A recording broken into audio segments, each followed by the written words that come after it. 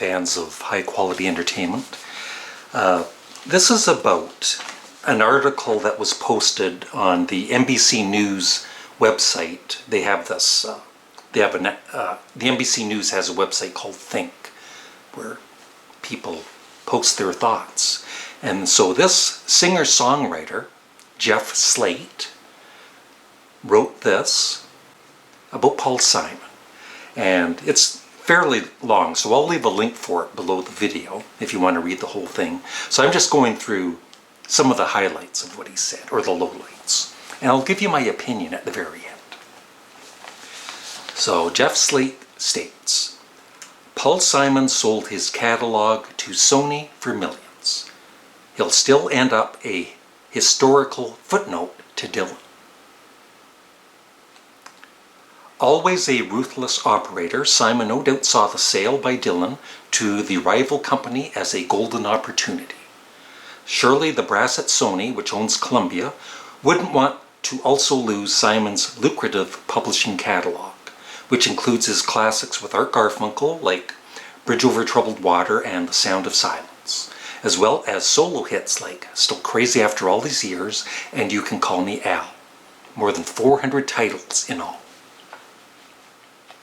And so Paul Simon has become just the latest top-tier songwriter to cash it all in and sell his catalog of songs.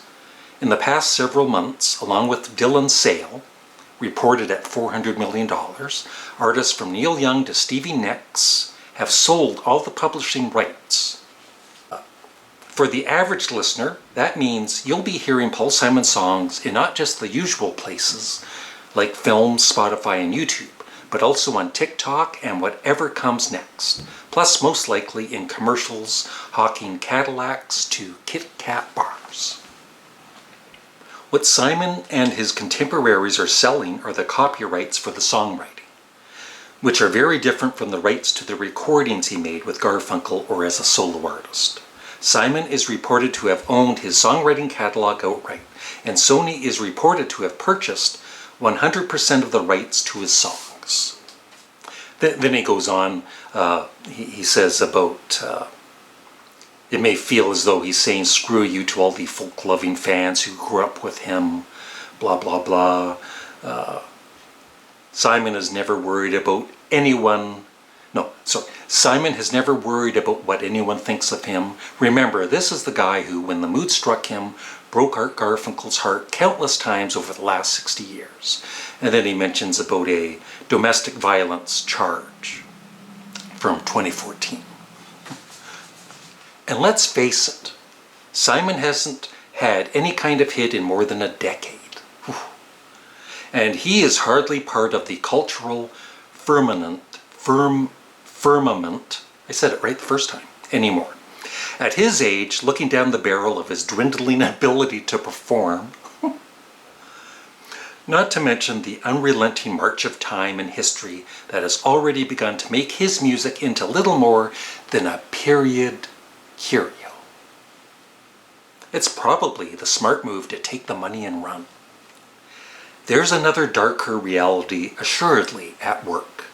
While the Beatles and Bob Dylan's places in history, not just musical history, but history, are no doubt etched in stone, even their contemporaries, like Neil Young, are beginning to fade from relevance. There's another darker reality assuredly at work.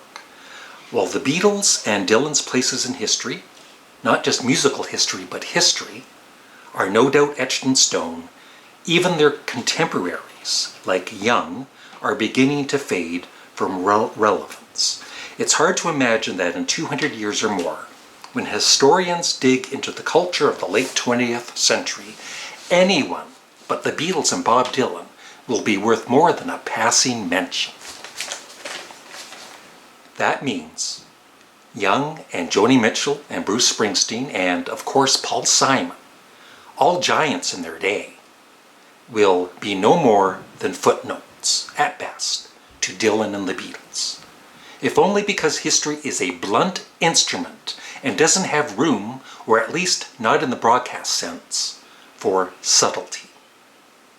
So, Paul Simon, who is essentially an also-ran 60s icon on a central or millennial scale, is making a rational calculation.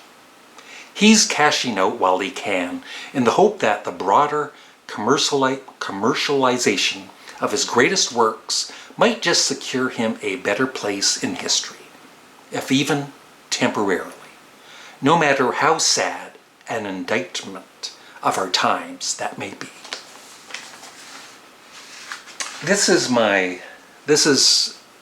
I'll keep this pretty simple. This is my thoughts on what Jeff Slate just wrote about Paul Simon.